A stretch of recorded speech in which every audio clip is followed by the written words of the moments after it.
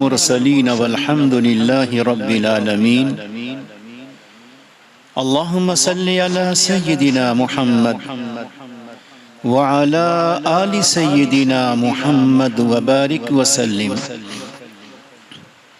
اللہم صلی علی سیدنا محمد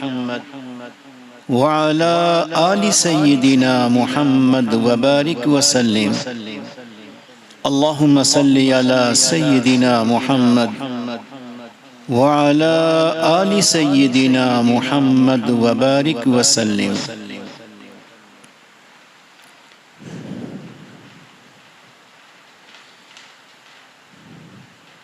اللہ رب العزت نے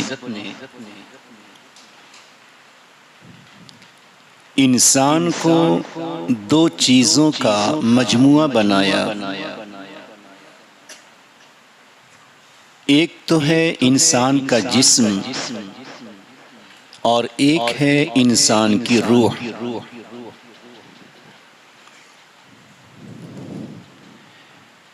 انسان کے جسم کا باقی رہنا، انسان کے جسم کی بقا، اس کا باقی رہنا، اس کے ہر عضو کا اپنے اپنے کام میں لگے رہنا، اس کا دار و مدار انسان کی روح پر ہے۔ روح اگر نکل جائے تو جسم چاہے کتنا ہی خوشنما ہو، کتنا ہی توانا طاقتور ہو، چاہے بھری جوانی ہو، روح اگر نہیں ہے تو وہ جسم بیکار ہے۔ بیکار ہی نہیں ہے بلکہ کچھ مدت کے بعد اسی جسم میں سڑن آتی ہے، سڑتا ہے جسم، کیڑے تک لگ جاتے ہیں۔ تو جس طرح جسم کی بقا، جسم کی حفاظت، جسم کی اپنی اصل ہیئت پر باقی رہنے کے لیے اللہ نے روح بنائی ہے، اسی طرح یہ جو کائنات، یہ دنیا ہے، اور کائنات اور دنیا کا جو پورا نظام، اس کا سسٹم ہے، اس کائنات کے پورے نظام کے باقی رہنے کے لیے، اس کے پورے سسٹم کو جاری رکھنے کے لیے اللہ تعالیٰ نے کائنات کی بھی روح بنائی ہے۔ جس دن اس کائنات اور دنیا سے روح نکل جائے گی، اسی دن یہ کائنات فنا ہو جائے گی، ختم ہو جائے گی، کائنات کا ذرہ ذرہ بیکار ہو جائے گا۔ اب سوال یہ ہے کہ پوری کائنات اور پوری دنیا کی روح کیا ہے؟ کائنات اور پوری دنیا کی روح اللہ کا ذکر ہے، ذکر الہی، اللہ کا ذکر۔ یہ اس کائنات کی روح ہے، اور ظاہر ہے کہ روح سے ہی جان رہتی ہے، ہر عمل ہوتا رہتا ہے۔ تو اب جب اس روح میں، اس ذکر میں اللہ نے یہ طاقت و قوت رکھی کہ پوری دنیا کو تھامے ہوئے ہے، روکے اور بچائے ہوئے ہے، تو پھر اس ذکر میں یہ طاقت ضرور ہے کہ انسان کے پورے جسم کا جو بادشاہ دل ہے، اس دل کو بھی یہی ذکر تھامے رکھ سکتا ہے، بچائے رکھ سکتا ہے، گناہوں سے بچا سکتا ہے یہ ذکر۔ جب انسان ذکر کرتا ہے تو ذکر کرتے کرتے اس کے دل پر ایک خاص قسم کی تجلیات ذکر کی حرارت، گرمی، ٹمپریچر، ذکر کی گرمی اس کے دل پر آتی ہے، اور ذکر پر اس کے دل کی جو گرمی آتی ہے اس سے دل میں رقت، نرمی پیدا ہوتی ہے۔ جس طرح زمین میں رقت، نرمی آتی ہے تو پانی جذب کرنے کی صلاحیت اس زمین میں بڑھ جاتی ہے۔ جب زمین میں رقت اور نرمی آتی ہے تو زمین سے پودے، پھول، پتے نکلنے کی صلاحیت بڑھ جاتی ہے۔ اسی طرح انسان کے دل پر جب ذکر کی گرمی، اس کی حرارت آتی ہے اور انسان کے دل کی زمین جب نرم ہوتی ہے تو پھر وہی دل نور الہی کو اور تجلیات الہیہ کو جذب کرتا ہے۔ پھر یاد رکھیے کہ نبی اکرم صلی اللہ علیہ وسلم کی حیات طیبہ میں، آپ کی زندگی میں 4 مرتبہ آپ کے قلب کو چیرا گیا، 4 مرتبہ آپ کے قلب کا شق ہوا، جس کو شق صدر کہتے ہیں۔ جب آپ دایا حلیمہ کے یہاں تھے، 6 سال کی عمر تھی، اس 6 سال کی عمر میں حضرت دایا حلیمہ کے مکان کے باہر فرشتے آئے، آپ کو لٹایا، آپ کے قلب اطہر کو نکالا، اور قلب اطہر میں جو چھوٹا سا گوشت کا ایک ٹکڑا تھا، اس ٹکڑے کو کاٹ کر جبرائیل علیہ السلام نے نکال کر پھینک دیا، اور پھر اشارہ کیا ساتھی سے، دوسرے فرشتے سے، ذالک حظ الشیطان، یہ شیطان کا حصہ ہے۔ کیا مطلب؟ ہر انسان کے قلب، ہر انسان کے دل میں ایک چھوٹا سا گوشت کا ٹکڑا نیچے ہوتا ہے۔ شیطان جو تصرف کرتا ہے، شیطان جو انسان کے دلوں پر وسوسہ ڈالتا ہے، خیالات ڈالتا ہے، اپنے داؤ کو چلاتا ہے، سب سے پہلے قلب اور دل کے اسی حصے پر شیطان کا داؤ چلتا ہے۔ تو فرشتے نے گوشت کے اس ٹکڑے کو نکال کر پھینک دیا تاکہ بالفرض شیطان اگر کوشش بھی کرے تو اس کو کوشش کرنے کا موقع ہی نہ ملے، اس لیے کہ اس کی کوشش، اس کے تصرف، اس کے وسوسہ ڈالنے کا جو محل، جو جگہ ہے، اب اس جگہ کو ہی نکال کر پھینک دیا گیا۔ تو نبی اکرم صلی اللہ علیہ وسلم کے اس حصے کو کاٹ کر پھینک دیا گیا کہ کبھی بھی شیطان یہ سوچے ہی نہیں کہ ہم آپ کے قلب اطہر پر کوئی وسوسہ، کوئی تصرف ڈالیں۔ اب یہاں سوال یہ ہوتا ہے کہ جب سرکار دو عالم صلی اللہ علیہ وسلم کا قلب اطہر شیطان کے تصرف اور شیطان کے تسلط اور شیطان کے وسوسہ ڈالنے سے اللہ نے اس قلب کو پاک اور صاف کر دیا، تو امتی اپنے اس حصے کو، قلب کے اس حصے کو، امتی اپنے دل کے اس حصے کو شیطان کے تصرف، شیطان کے تسلط اور شیطانی وساوس سے کس طرح بچائے گا؟ تو عارفین نے لکھا ہے کہ اللہ نے اس کا متبادل ذکر کثیر کو دیا ہے کہ مومن بندہ جب کثرت کے ساتھ، محبتوں کے ساتھ، وجد اور کیف کے ساتھ جب اللہ کا ذکر کرے گا تو وہ ذکر جو وجد کے ساتھ ہو، کیف کے ساتھ ہو، ایک خاص کیفیت کے ساتھ ہو، اس کیفیت کے ساتھ جب ذکر ہوگا تو ذکر کی حرارت، ذکر کی گرمی جب بار بار اس جگہ کو پہنچے گی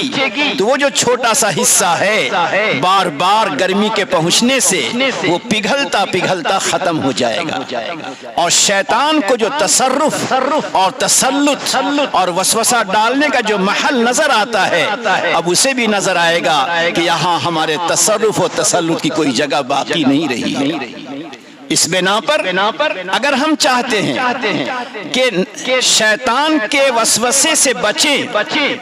اس کے تصرف و تسلط سے بچیں، تو کم سے کم ہمیں وہ ذکر کرنا ہوگا جس ذکر کی بنیاد پر وہ جگہ نرم پڑ کر پگھل کر ختم ہو جائے۔ اب سنیے کہ وہ ذکر جو وجد کے ساتھ ہو، ایک خاص کیفیت کے ساتھ، ایک خاص انداز میں، والہانہ انداز میں ہو، اس ذکر کا اثر، اس کی تاثیر ہی کچھ اور ہے۔ امداد اللہ مہاجر مکی رحمت اللہ علیہ نے بڑی عجیب بات فرمائی۔ وہ فرماتے ہیں دیکھو ذکر کے 3 طریقے ہیں۔ ذکر کا ایک طریقہ ذکر بالقلب ہے، دوسرا طریقہ ذکر بالجسم ہے، اور ذکر کا تیسرا طریقہ ذکر بالعالم ہے۔ ذکر کے 3 طریقے ہیں، اور ہر سالک راہ سلوک سے جڑا ہوا محبت الہی کو دل میں بسانے کی تمنا رکھنے والا، اپنے دل کو گندے وساوس اخلاق ذمیمہ سے پاک رکھنے کی تمنا رکھنے والا، ضروری ہے کہ وہ ذکر بالقلب نہیں، ذکر بالجسم نہیں، بلکہ ذکر بالعالم کی کوشش کرے۔ اب سمجھیے، ذکر بالقلب تو یہ ہے کہ زبان اور دل دونوں سے ذکر ہو۔ ذکر بالجسم یہ ہے کہ ذکر کرتے ہوئے اس بات کا استحضار، اس بات کا دھیان و خیال، یہ کیفیت ہو کہ صرف میری زبان، میرا دل ذکر نہیں کر رہا ہے، بلکہ میرا پورا جسم ذکر کر رہا ہے، پورا جسم ذکر کر رہا ہے۔ یہ ہے ذکر بالقلب۔ ذکر بالجسم کہ میرا جسم بھی ذکر کر رہا ہے، میرا رواں میری بوٹی بوٹی، میری ہڈی ہڈی، میری پیشانی، میرے سر کے بال، جسم کا ہر حصہ میرے ساتھ لا الہ الا اللہ پڑھتا ہے، سبحان اللہ پڑھتا ہے۔ جو بھی ذکر کر رہا ہو بندہ اس انداز میں ذکر کرے، اس تصور، اس دھیان و خیال کے ساتھ ذکر کرے کہ میں جو کچھ پڑھتا ہوں وہ صرف زبان اور دل سے نہیں، بلکہ پورے جسم کے ساتھ پڑھتا ہوں۔ تصور تو کیجئے ذرا، اس کا تعلق تصور سے ہے، توجہ سے ہے، دھیان و خیال سے ہے۔ اور تیسرا فرمایا جو اصل ہے، عوام الناس کا ذکر تو وہ ہے، خواص کا ذکر ذکر بالعالم ہے، اور وہ یہ ہے کہ جب ذکر کرے تو یہ خیال و دھیان کو جمائے کہ صرف میں ذکر نہیں کر رہا ہوں، میرے ذکر کے ساتھ ساتھ یہ عالم، یہ دنیا کی تمام چیزیں، یہ مسجد کے در و دیوار، یہ چھت، یہ پنکھے، یہ درخت، یہ پھل پھول بوٹے، اور یہ کھیتوں کے پودے، یہ تمام چیزیں میرے ساتھ ساتھ، حتیٰ کہ جو فرشتے رحمت یہاں موجود ہیں وہ تمام کے تمام میرے ساتھ ساتھ میرے ذکر میں شریک ہیں۔ غور کیجئے اس جملے کو۔ امداد اللہ مہاجر مکی رحمت اللہ علیہ جو سید الطائفہ ہیں، جن کی خدمت میں پہنچ کر حضرت نانوتوی رحمت اللہ علیہ ہوں، حضرت گنگوہی رحمت اللہ علیہ ہوں، حضرت مولانا خلیل احمد سہارنپوری رحمت اللہ علیہ ہوں، حضرت یعقوب نانوتوی رحمت اللہ علیہ ہوں، جو ہمارے اکابر دیوبند ہیں، جو ہمارے سروں کے تاج ہیں، جنہوں نے ان کی خدمت میں بیٹھ کر رہ کر ذکر کو سیکھا، وہ فرماتے ہیں کہ سالکین، طالبین، راہ سلوک سے تعلق رکھنے والے، دلوں کو بنانے کی تمنا رکھنے والے، ان کو تو ذکر اس طرح کرنا چاہیے کہ جب میں ذکر کر رہا ہوں تو میرے ذکر کے ساتھ ساتھ یہ تمام چیزیں ذکر میں شامل ہیں۔ اور اس کی وجہ سنیے کہ جب ذکر میں ظاہری طور پہ بہت سارے لوگ شریک ہوتے ہیں، حسی طور پر بہت سارے لوگ شریک ہوتے ہیں، تو اس کی کیفیت کچھ اور ہوتی ہے۔ فرماتے ہیں یہاں حصی طور پہ تو نہیں مگر معنوی طور پر تمام کے تمام شریک ہیں، تو اس نیت کے کرنے سے اس کے ذکر میں انس بڑھ جاتا ہے، یعنی خاص کیفیت بڑھ جاتی ہے، دل کا کھچاؤ اوپر کی طرف ہونے لگتا ہے۔ مثال دیتے ہیں حضرت داؤد علیہ السلام جب وہ تلاوت کرتے اور ذکر کرتے تو دوسری مخلوق بھی شریک ہو جاتی، جانور بھی شریک ہو جاتے، بہتا ہوا پانی رک جاتا۔ فرماتے ہیں ان چیزوں کے شریک ہونے سے ایک انس بڑھتا تھا، ایک جذب کی کیفیت ہوتی تھی، ایک خاص کیف پیدا ہوتا تھا، اور ظاہر ہے یہ خاص کیف پیدا ہوتا ہے تو پھر وہاں بے خودی کی طبیعت پیدا ہوتی ہے، بے خودی کی کیفیت پیدا ہوتی ہے۔ ہمارے اکابر میں حضرت مولانا حسین مدنی رحمت اللہ علیہ مدینہ منورہ میں تھے، ذکر کے ابتدائی دنوں میں آپ مسجد نبوی میں ذکر کرتے تھے، مگر جب وہی ذکر کی کیفیت بلند ہو گئی اور ذکر کی کیفیت اور اونچی ہو گئی تو حضرت مدنی رحمت اللہ علیہ جب ذکر شروع کرتے تو بے خود ہو جاتے اور ایسی کیفیت ہوتی کہ دوسرے دیکھنے والے سوچتے کہ حضرت کو کیا ہو گیا۔ جب یہ پتا چلا حضرت کو کہ ذکر کی حالت میں میرے اوپر ایک ایسا وجد آتا ہے، ایک ایسا کیف آتا ہے کہ میں بے خود ہو جاتا ہوں پیارے اللہ کی یاد و محبت میں، تو میرے جسم کی حالت بدلنے لگتی ہے۔ تو اس کے بعد حضرت مدنی رحمت اللہ علیہ ذکر کرنے کے لیے مسجد نبوی سے ہٹ کر مسجد غمامہ میں چلے جاتے اور وہاں سنسان ہوتا، وہاں بیٹھ کر ایسے وجد کے ساتھ، ایسی کیفیت کے ساتھ والہانہ انداز میں ذکر کرتے کہ ایسا لگتا کہ اللہ کی تجلیات ان کے بدن پہ برس رہی ہیں۔ میں عرض کر رہا ہوں، دو باتیں میں نے عرض کی ہیں، ہمارا ذکر اتنا ہو کہ ہمارے قلب کا جو چھوٹا سا حصہ ہے وہ حصہ ذکر کی کثرت ذکر کی گرمی اور کثرت ذکر کی حرارت سے وہ حصہ نرم ہو جائے، ختم ہو جائے، تاکہ شیطانی تسلط، شیطانی تصرف، شیطانی وساوس سے ہمارا قلب بچ جائے۔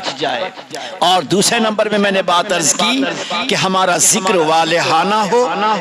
کیف اور وجد اور انس کے ساتھ ہو۔ اس کے لیے ضروری ہوگا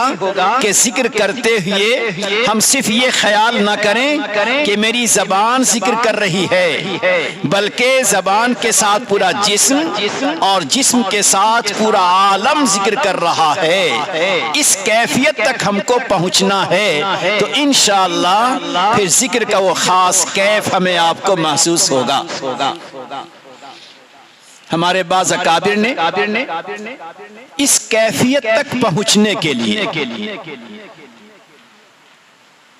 تدریجی انداز بتایا ہے، تدریجی انداز اسٹیپ وائز بتایا ہے کہ پہلے ہم ذکر شروع کریں تو یہ خیال کریں کہ میرے چہرے کا پورا حصہ اور میرے سینے تک کا پورا حصہ ذکر کر رہا ہے۔ جب اس پہ قابو پا لیں تو پھر خیال کریں میرا پورا جسم ذکر کر رہا ہے اعضائے سطر کے علاوہ۔ جب اس پہ قابو ہو جائے کہ جب میں ذکر کرتا ہوں تو میرا سارا جسم ذکر کر رہا ہے، اندر کے پانچوں لطیفے وہ بھی ذکر کر رہے ہیں، اور پھر اس کے بعد جب اس پہ قابو پا جائیں تو پھر خیال کریں کہ میں جس ماحول میں بیٹھا ہوا ہوں میرے ساتھ ساتھ تمام کے تمام میرے اللہ کی گن گا رہے ہیں۔ مثال بہت عجیب سی دی ہے، شاعروں کو دیکھا ہوگا، شاعر بڑی محبت سے نعت گنگناتا ہے،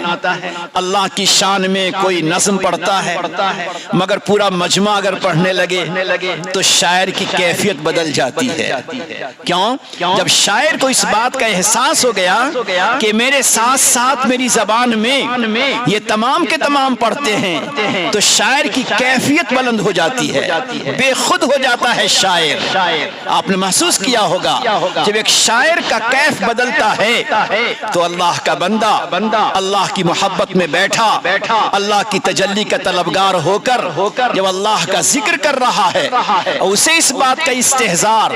اسے اس بات کا دھیان ہو رہا ہے کہ میں پیارے اللہ کا ذکر تنہا نہیں کر رہا ہوں، ارے میرے ساتھ ساتھ یہ تمام کے تمام اللہ کا ذکر کر رہے ہیں، تو ظاہر اس کا کیف کتنا بلند ہوگا۔ لہٰذا اپنی کیفیت کو بلند کرنا ہو تو ذکر بالعالم تک اسٹیپ وائز بتدریج بڑھیے اور کوشش کیجئے کہ انشاءاللہ مجھے اسی انداز میں اللہ کا ذکر کرنا ہے، ایک شیطانی تصرف سے اپنے دل کو بچانا اور ذکر کو پورے کیفیت کے ساتھ ذکر بالجسم اور ذکر بالعالم کا مشق کرتے ہوئے میں ذکر کرنا ہے۔ اللہ تعالی ہمیں اور آپ کو یہی ذکر کا انداز اور یہی ذکر کی کیفیت ہمیں اللہ تعالی عطا فرما دے۔ سنا ہوگا آپ حضرات نے جب شیخ الہند رحمت اللہ علیہ مالٹا کے جیل میں تھے اور وہیں حضرت مدنی رحمت اللہ علیہ بھی جیل میں تھے، جو رات میں جس کوٹری میں آپ کو بند کیا گیا ایک اژدہا سانپ آ گیا اور اندیشہ تھا کہ ڈسے گا۔ جب حضرت مدنی نے اپنے شیخ الہند سے کہا کہ اژدہا سانپ ہے تو فرمایا کہ ذکر شروع کر دو۔